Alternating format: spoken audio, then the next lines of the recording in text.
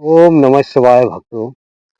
आइए आज हम आपको बताते हैं कि बाबा भोलेनाथ ने माता पार्वती जी को क्या बताया, किससे वो प्रसन्न होते हैं। क्योंकि शिवरात्रि स्पेशल पर सभी भोले बाबा का व्रत करते हैं और पूजा विधि विधान से किस तरह से की जाए और क्या भोले बाबा पे चढ़ाया जाए, क्या अर्पित अर्पण किया जाए जिससे भोले बाबा प्रसन्न हो जाएं।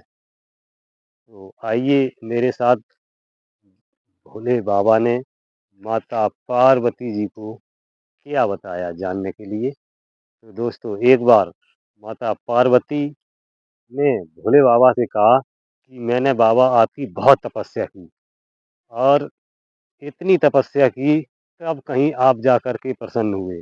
लेकिन आने वाले कलयुग में ऐसा वो कौन सा उपाय किया जाए जिससे आप अति शीघ्र प्रसन्न हो जाएं।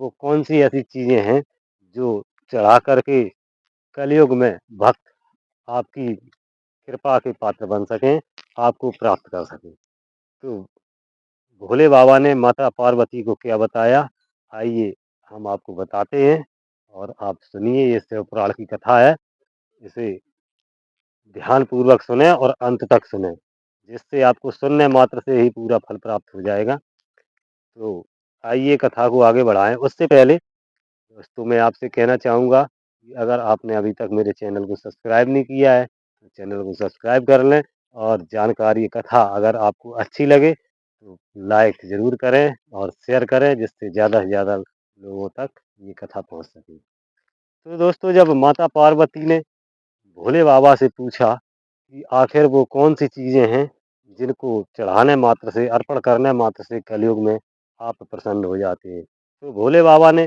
माता पार्वती जी को अपनी कुछ अगूढ़ बातें बताई जो शायद हम लोगों को पता नहीं है।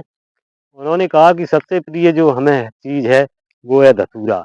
अगर कोई भक्त हमारे मंदिर में आकर के या हमारे जहाँ भी मेरा स्थान बना हुआ है उस पे आके धतूरे चढ़ाता है, बेलपत्र चढ़ाता है या बेरी के बेर चढ़ाता है या अकौआ आँख जिसको बोलते हैं वो चढ़ाता है या फिर भांग चढ़ाता है, ये सब हमें बहुत प्रिय है।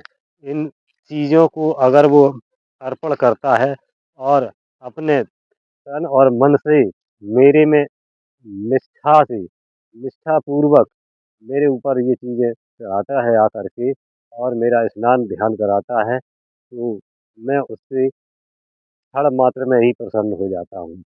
तो दोस्तों ये जानते हैं कि ये पूजा करने की विधि विधान क्या है, कैसे व्रत करना है और किस तरह से ये चीज़ें बाबा को अर्पण करनी है। तो भोले बाबा ने माता पार्वती जी से कहा, जब पार्वती जी ने भोले बाबा से पूछा कि हे स्वामी मुझे ये बताइए कि ये चीज़ें अगर मिल भी जाएँ तो हम किस प्रकार से, किस तरह से आपके ऊपर अर्पण करें या आपको समर्पित करें, वो विधि विधान हमें बताएँ। तो भोले बाबा ने माँ पार्वती से क्या कहा, आइए जानते हैं। तो भोले बाबा ने माता पार्वती से कहा कि बहुत ही सरल उपाय है, जो अगर कोई भक्त कहीं से धतूरे लेकर के आता है और वो एक थाली पूजा की बनाए, उस थाली में धतूरा, आक के फूल या आक के फल या धतूरे के फूल, धतूरे के फल या बेरी के बेर,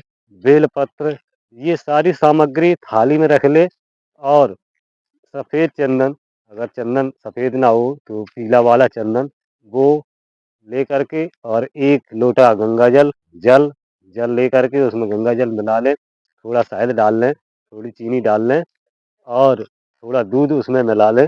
ये सारी चीज़ें करने के बाद वो मेरे मंदिर में आए और प्रेम पूर्वक बैठ कर के पलथी लगाकर बैठ जाए और तालियाँ बजा कर के हमको पहले जगाए आकर के और जगा कर के फिर मेरा स्नान ध्यान करके और चंदन लगा कर के और ये जो सामग्री मैंने बताई हैं, इन सामग्रियों को अर्पित करता है, यदि वो चढ़ाता है, तो मैं बहुत ही शीघ्र प्रसन्न हो जाता हूँ। तो आगे पार्वती जी ने बाबा भोलेनाथ से कहा कि स्वामी अगर कोई भक्त ये सारी चीज़ें लेकर के आपके मंदिर में आता है, आपको अर्पण करता है, तो क्या वो अपना मनोवांछित फल प्राप्त कर सकता है? जो उसने इच्छा की है, क्या उसे वो चीज़ मिल सकती है? तो भोले बाबा मुस्कुराते हुए बोले कि देवी, ये आपने तो ऐसे प्रश्न कर दिया, जिसका जवाब मैं आपको नहीं दे सकता हूँ। लेकिन फिर भी बताता हूँ कि अगर कोई भक्त मेरे दरबार में आता है और ये सामग्री लेकर के मुझे समर्पित करता है और अपने मन से ध्यानपूर्वक बैठ कर के और मेरा गुणगान करता है और मंदिर में समय देता है और सारे दिन अपना व्रत रखता है, तो मैं अवश्य ही उसे मनोवांछित फल देता हूँ। और इसके बाद एक मंत्र बताया, पार्वती जी ने पूछा तो भोले बाबा ने कहा, वो सबसे सरल मंत्र है, ओम नमः शिवाय, ओम नमः शिवाय, ओम नमः शिवाय। इस मंत्र का जाप यदि करता है वो मंदिर में या मेरे स्थान पर बैठ कर के, तो अवश्य ही वो फल का भागीदार है और मेरे सारे जो मनोकामनाएँ उसकी हैं, वो सारी मुझसे प्राप्त कर सकता है। और वो तो वैसे भी भोलेनाथ हैं, भोले-भाले हैं, थोड़ी ही चीज़ों में प्रसन्न हो जाते हैं और जब देन